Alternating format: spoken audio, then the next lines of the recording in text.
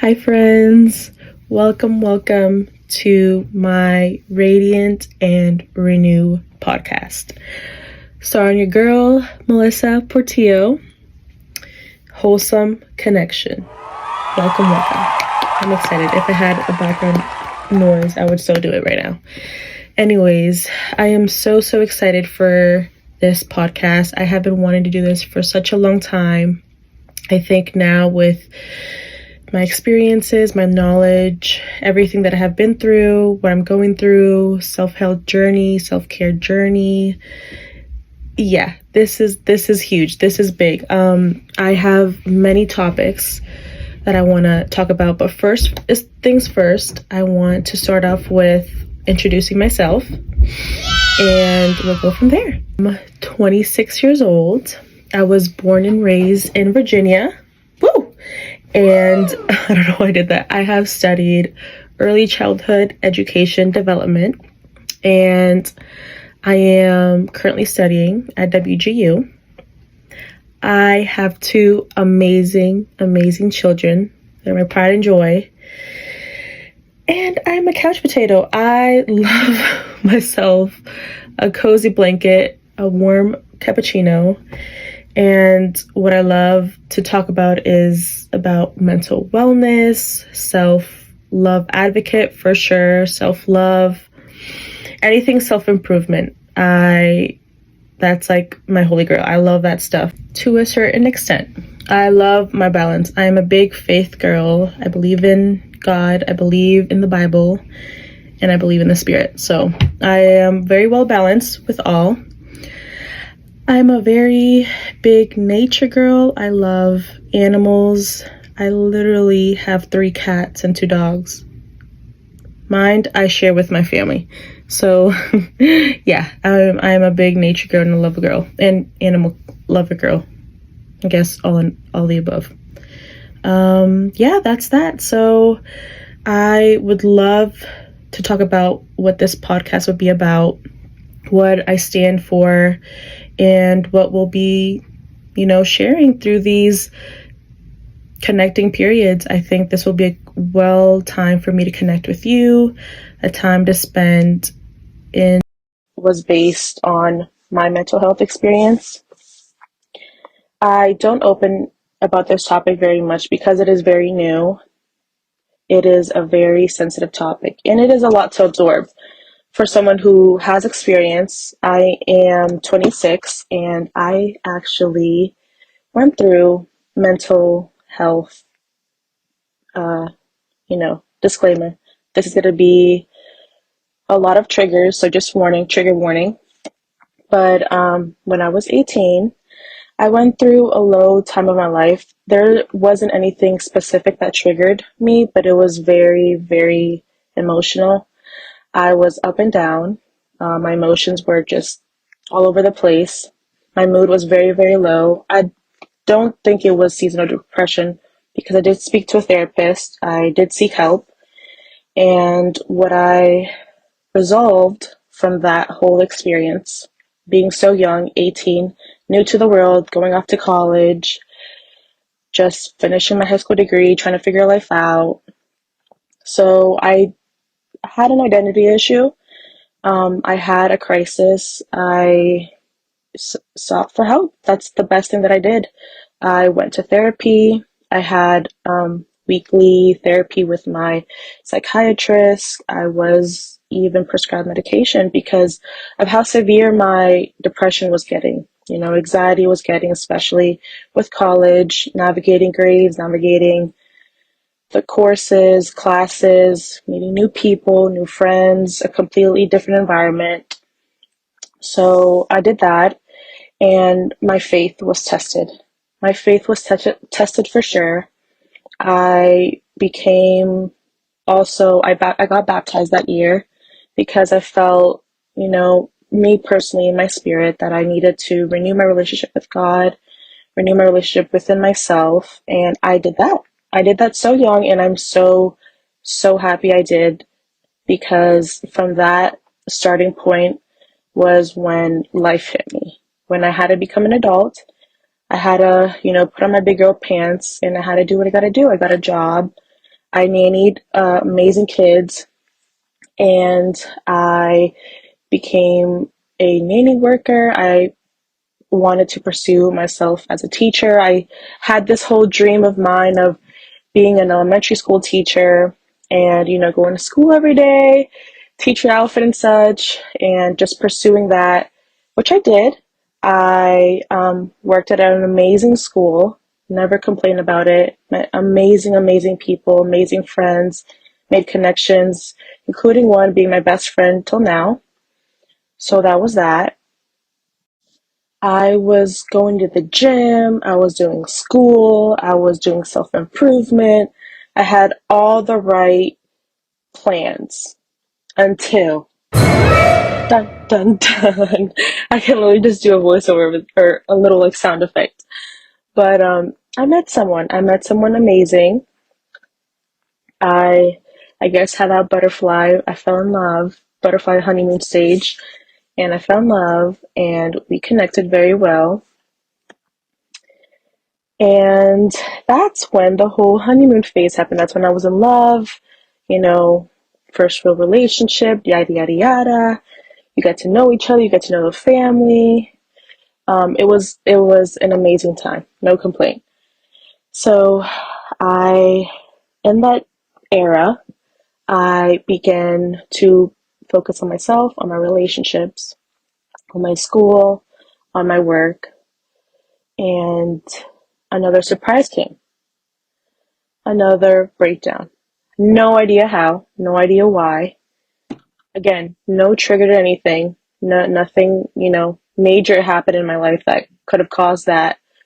But I began to get so low in my life. Emotionally, physically, I was at my biggest. Kid you not, I could not even fit into my jeans.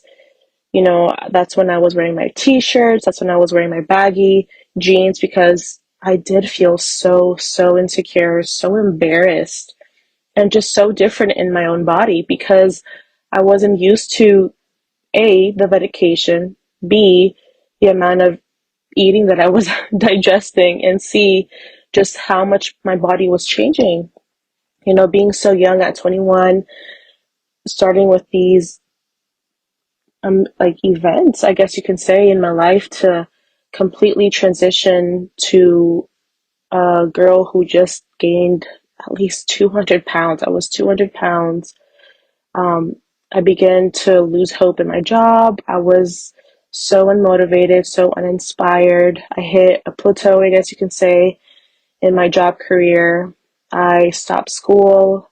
I had no ambition. I had no motivation to even begin finishing my school, my career, yada, yada, yada. And it was bad.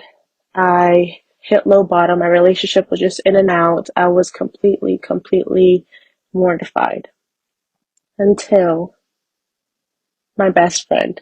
Guys, friends are your treasures.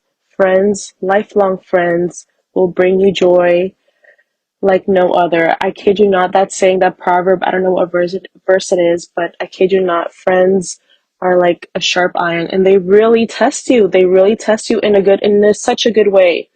I had my best friend, she was there through it all. I connected with her. I was reaching out to her a lot, not as my therapist, but more of not as a codependency type of relationship, but it was very, very interdependent where we were hold each other accountable. We will hold each other, what we'll do, our goals, yada, yada, yada. And just that, it was an amazing, amazing time. Not time, I meant to say tool. It was an amazing tool to have, have somebody, a friend to hold accountable with your stuff. Not necessarily very personal stuff, but it was just very vague, and that began to kind of fire me up a little bit. She was also doing school. She was also going through her relationship. I was going through the same thing. And it was just kind of an amazing connection that it just, happened so naturally. So I began to again, like, get myself together, get myself ready, going to the gym again, starting school once again for the next semester. I found another job. I actually hit completely different centers from the prior job that I had, but it was an amazing opportunity. That's when COVID hit. And again, struck bottom, I had no idea what to do, especially when it came to schools because of when COVID hit. Children were being affected by the flu.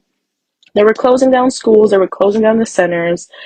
I was left with no job, but my God does not fail because he never surprises me. In those times of COVID, of transferring jobs, going to new schools, I began a new job, promotion, met amazing connections through there, and we got a home. Me and my partner got a home. That's crazy. Like a 24-year-old, a 21-year-old with somebody who was just starting, somebody who was just completely hit by the bus, someone who was also mentioning welcoming a baby.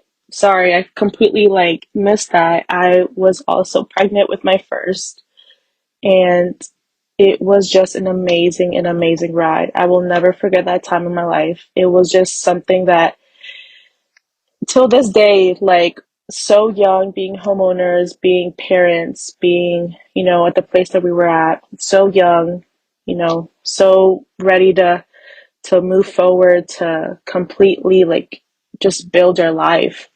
And it was amazing. It was an amazing time. So we moved. Again, I was expecting. It was my firstborn. I was YouTubing everything. I was reaching out to mothers. I was doing all that group chat. I was doing that whole group settings as well. Again, I was just getting myself ready for this era. I was completely in the best possible way ready to be a mom. Yes, I was young. Yes, we were new at homeowning. And yes, we were just getting ourselves into this, but we were ready to go. And that's what was important. Our attitude, our ambition, our hearts, our mind. And we had the baby. We had him. It was an amazing time. Ezekiel T. He has been such a guide. I cannot express the mother's love, that growing a baby inside, your womb. It was such a natural, it was such a spiritual connection that I have felt, and I still do to this day, because that bond will never ever die. I'm telling you, that child's love with a mother connecting, it's just an amazing topic. I'll probably have another podcast about this, but again, it's amazing. It's crazy. It's all around amazing. So we had our baby, our firstborn, and we had the dog, we had the perfect house, we had, just family supporting us. We just felt that love. It was our first Christmas, everybody together. Amazing. And then we were we were going up from here, no stopping at all. Mom mode, dad mode, let's go. Yeah, that's how I thought it was going to be. But postpartum, gosh, when I tell you postpartum, oh my gosh, I need to make a whole chapter about this, because women, men, we need to talk about it. I'm sorry, we got to talk about it. Postpartum depression, wow. PTSD, wow. It is flipping real. Real to the max. I was not expecting that, especially with my history with mental health, but woo, that body, I'm not sure what the term is, but that body dysmorphia, again, trigger warning, postpartum depression, postpartum anxiety, what? I have not experienced the amount of anxiety that I have experienced after having my firstborn. Like firstborn, it was nuts. It was nuts. It's crazy. Wow. Women, you are a beautiful, divine human from the inside out. You created a whole child. You did that. And on top of that, you're taking care of not only your baby, but yourself and your spouse and the house. What? Like, the amount of responsibility that was just piling over me was crazy. Was crazy. But hey, again, you gotta do what you gotta do to motivate yourself, to get yourself out of the rut, to get yourself in order, in check, and have these people, have yourself, especially yourself, because at the end of the day, only you are responsible for you. You know, nobody else. Nobody else. Not my partner, not my kids, not my parents. Nope. So that is what happened to me during that era, during COVID. So it did help, you know. I was completely changed. I mean, like internally, physically, emotionally, like etc. All the above. I was completely changed from the inside and out. I was a first time mom, felt amazing, but I also did hit those, blues, what they call the depression blues during the first month. Just very emotional, not necessarily just crying out of depression, but it also, just random like happiness. I was just joy filled. It was such an experience, that time because you're just so in love with your first and that first feeling of motherhood, that first feeling of holding your baby as soon as, they're out and meeting them, so anxious to meet them because you want to see how they look like, if, they're looking like you, if they're looking like the dad, and it's just an amazing time. And it was amazing. And yeah, that's what happened. I was already a year in of motherhood, a stay-at-home mom. Thank God. My partner was working full time, so yes, it was hard. Yes, it wasn't easy. Yes, there were a lot of diaper changes, and nobody will tell you how much you got to change. Like, oh my gosh, that's just crazy. But it happened. It was amazing. It was real, and it is still amazing and real. Why am I speaking past tense? But yes, I was so in love with my first, and he was one. So I had to decide. I had to decide whether to go back to work or continue to do this stay-at-home mom. Yeah. So that happened, and I kind of, how do I say it? I wanted a second. Yeah, like as simple as that. We planned for a second. There was nothing about it. I am so in love with my kids. Like you guys have no idea. Um, they have changed me for the better, for the amazing better of a person that I'm becoming because of them, because I want to be able to guide them. I want to be able to continue growing with them and see them old with their kids. So it's an amazing motivation for that to begin. So I was so in love in my mom era still, and I talked to my partner. I was like, hey, I really want a second. Like, there's nothing about it. Like, as simple as that. I think Ezekiel would have a great sibling, yada, yada, yada. We talked, and yeah, we agreed, and it was amazing. We had baby number two, and this one was home. Like, this one was a heart. I've prayed, and in my, I guess, teens, I've always said, I want my firstborn to be a boy, and I want my second to be a girl, because I actually am the oldest, and I'm a girl. So I feel like, I always thought when I was little, man, I wish I had an older brother who can kind of protect me, who can kind of, tell me what to do and be a boss. But hey, God thought different, so I'm that person to my brothers. I had two younger brothers. So we did the whole gender reveal, we did the whole baby shower, and we had our girl. We had our girl, Eliana. She's amazing. She's a sassy little one. I love her to death. She's amazing in all the right ways, and we love her. We love her. We love her. We love her. We love them both. And yeah, that's the story of how my youngsters came into the world. No, but seriously. But that's when I became very, very passionate about not only my physical case, physical, spiritual, emotional, and mental. So, it's kind of that saying where you gotta do the work before you say the work. So I had to put in my actions. Actions came accordingly and I acted accordingly. And that's when I became a self-love advocate for those things because of my past, of what I've experienced, and as what I've seen personally in my life and my other friends and family and such.